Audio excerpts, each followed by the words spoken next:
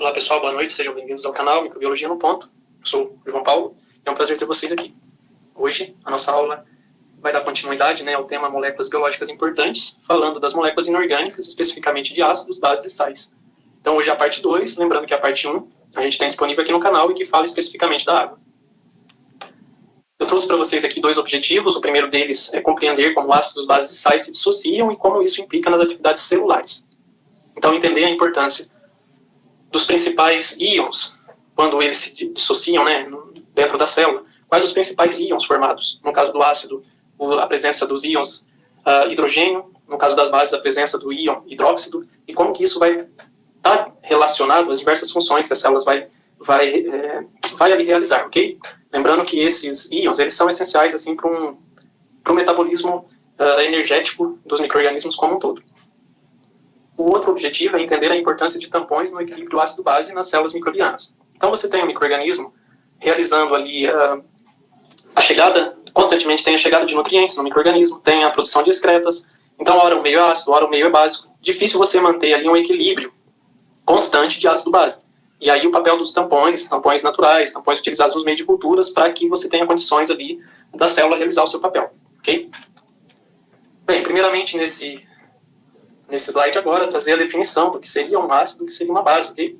Então, o ácido pode ser entendido como qualquer molécula, qualquer substância que se dissocia em um ou mais íons hidrogênio, H+, e em um ou mais íon negativo. Nesse caso aqui específico do ácido clorídrico, a gente tem a dissociação do íon hidrogênio, H+, e do íon cloreto, do íon Cl-, aí, que é conhecido como ânion. Então, a gente tem que o ácido ele é um doador de prótons H+. A característica marcante do ácido é isso, que ele é um produtor de prótons H+, ok? E aí, por outro lado, a gente tem a base, que também pode ser definida como uma substância ou molécula que dissocia-se em uma ou mais íons hidróxido carregados negativamente. E em um cátion também, ok? Nesse caso específico, o hidróxido de sódio sendo dissociado em um íon hidróxido negativamente carregado, H-, e um cátion de sódio, aí, Na+, ok? E posteriormente a gente vai ter a definição de sal.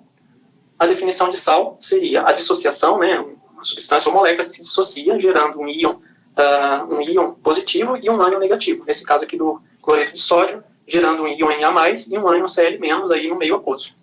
Então a gente tem que, se você tem a presença ali de uma solução com a presença por exemplo, de íons H+, em excesso dentro daquela solução, sobressaindo aos íons hidróxido, você tem uma solução predominantemente ácida.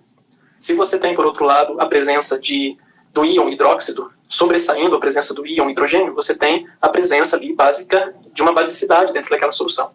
E, por outro lado, a combinação desses íons, gerados na solução ácida e na solução básica, você tem ali a presença da formação de um sal. Então, a neutralização ácida é uma das principais reações aí que origina determinados sais, ok? Bom, pessoal, e é muito importante recapitularmos a seguinte informação. As reações bioquímicas, que são as reações aí dos sistemas vivos, elas são extremamente sensíveis, mesmo a pequenas mudanças de acidez ou de alcalinidade do ambiente no qual elas ocorrem, certo? Então, na realidade, se você tem H+, ou H-, e eles estão envolvidos em quase todos os processos bioquímicos, qualquer desvio ali em relação à estreita faixa celular de concentração considerada normal, para a presença desses íons hidrogênio e desses íons hidróxido, pode modificar ali de forma drástica as funções celulares.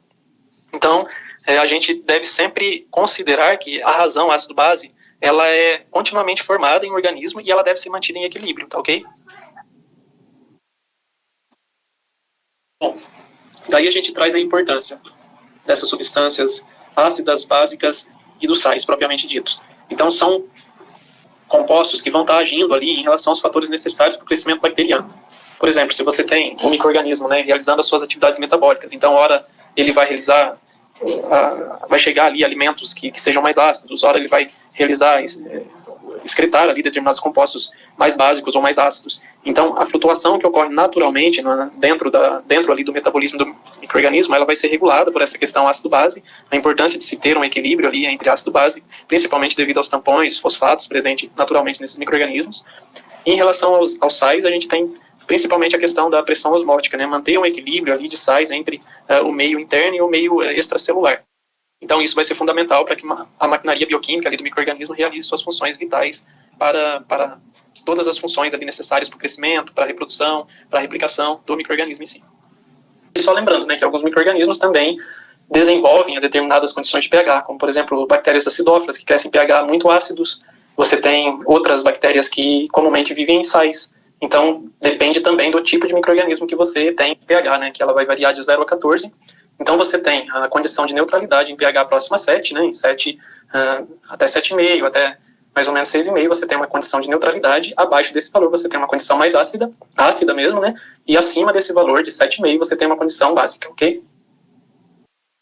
Bom, gente, para finalizar essa nossa aula, só lembrando que os compostos inorgânicos, excluindo-se a água, né, que sem dúvida ali representa a maior concentração entre os compostos inorgânicos na célula, com cerca de 70%, 75%, esses demais compostos, sais, ácidos e bases, eles representam de 1 a 1,5% das células vivas, tá? Então esses componentes, eles são relativamente simples, quando comparados, por exemplo, a moléculas orgânicas aí, que são as moléculas mais importantes do ponto de vista da complexidade das funções biológicas realizadas aí pelas células, tá? E é isso que a gente vai ver nas próximas aulas. Obrigado a todos e um abraço.